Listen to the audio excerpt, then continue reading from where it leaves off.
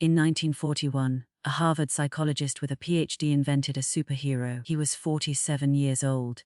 He had already invented something else, the lie detector. His name was William Moulton Marston. He lived with his wife Elizabeth.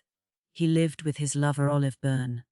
The three of them raised 4 children together in one house, and never told the children Olive wasn't their mother by birth. Elizabeth was a brilliant lawyer, psychologist who'd been told to give up her career when she married. She refused. Olive was a former student of Marston's. She wore heavy silver bracelets on both wrists every day of her life. Marston believed women were morally and emotionally superior to men. He believed the world would be better if women ran it. So in 1941, he sold a comic book idea to DC, a warrior princess from an island of immortal women. Bullet-proof bracelets. A magic lasso that forced the truth out of anyone bound by it. He called her Wonder Woman. Elizabeth gave Wonder Woman her name and her catchphrase, "Suffering Sappho." Olive gave Wonder Woman her bracelets. Both women were the model.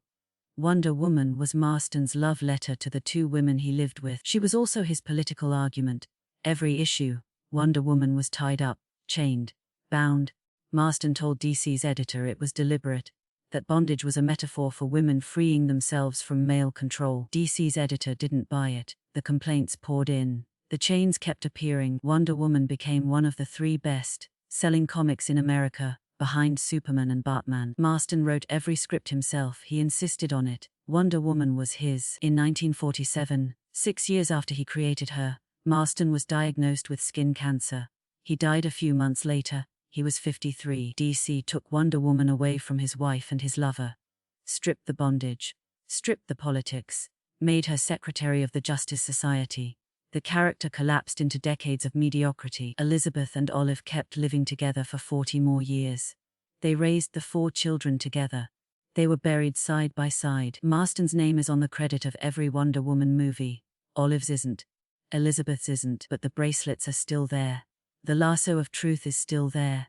The island of immortal women is still there. Every time Wonder Woman appears on screen, you are watching a love letter to the 2 women a Harvard psychologist lived with for 20 years. And you have probably never heard their names until right now. What other creator's love story is hiding in a comic you've already seen?